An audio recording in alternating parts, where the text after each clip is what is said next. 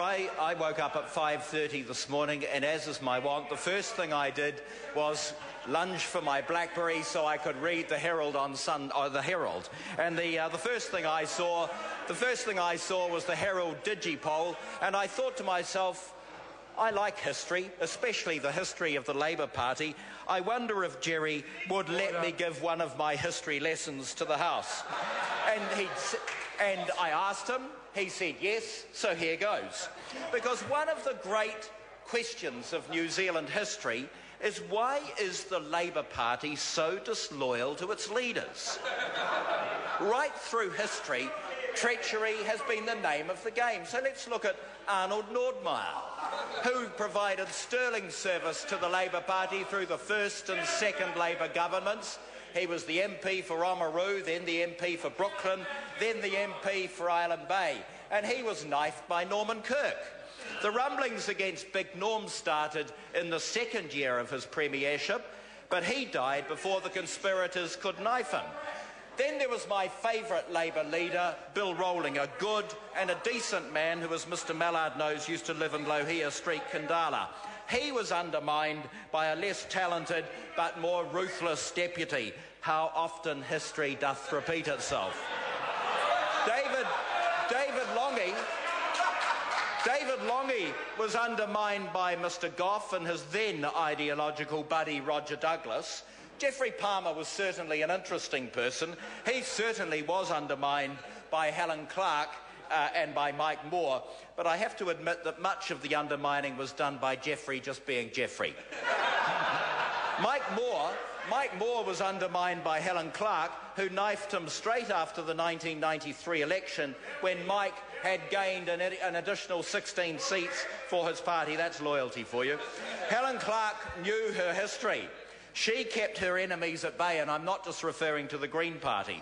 She saw off Annette King and Phil Gough in 1996 when they tried to knife her, and she went in 2008 before the daggers went in.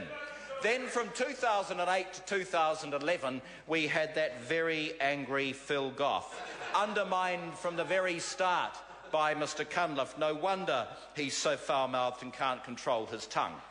Mr Speaker, I recognise that many of the names, and I see Mr Robertson looking confused and bewildered, many of the names I've referred to will be unknown to people like Mr Robertson, who have no knowledge of their party's history and so are doomed to relive it. It's like some kind of macabre Byzantine dance of killers. People cooperate to get rid of one leader so that they can turn on the next one. Then we have David Shearer, who I think is a very nice guy, a good and a decent man, a person who's done a lot of good overseas. But none of his dealings with Central African dictatorships or Balkan civil wars could have prepared him for the leadership of the Labour Party. Poor David Shearer. He's run out of options. He's nowhere to turn. He can't rely on his deputy. He can't turn to his allies. I bet this morning he was reading the Herald, looking longingly at seat 17A from Moscow to Havana at the moment. Mr Shearer has been quoted as saying he was surprised by today's results, but the trouble for Mr Shearer is that he's simply too trusting. He's too quick to trust people like Mr Robertson, to recruit his staff to look after him, too quick to trust parties out to steal his vote. I imagine Mr Shearer was delighted when Mr Peters shone that trademark smile and offered to work with Labour to attack the government. I imagine he was delighted when Dr Russell Norman said, "Let me work with you to design a Stalinist energy policy." And maybe it would be a good idea if we both had a podium in the Legislative Chamber when we announced the speech, because it would give you more gravitas. And now he's surprised that Mr Peters and Mr Norman are laughing all the way to the polling booth. In fact, he's so trusting, I have to say I really worry that the hundreds of thousands of dollars in his New York bank account are ripe for picking if a Nigerian scammer ever sends him an email.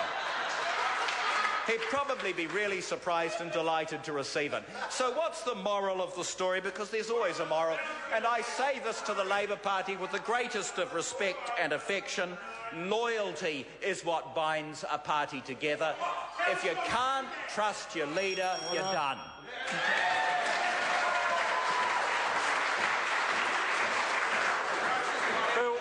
Phil Twyford. Well, Mr. Speaker, that was a very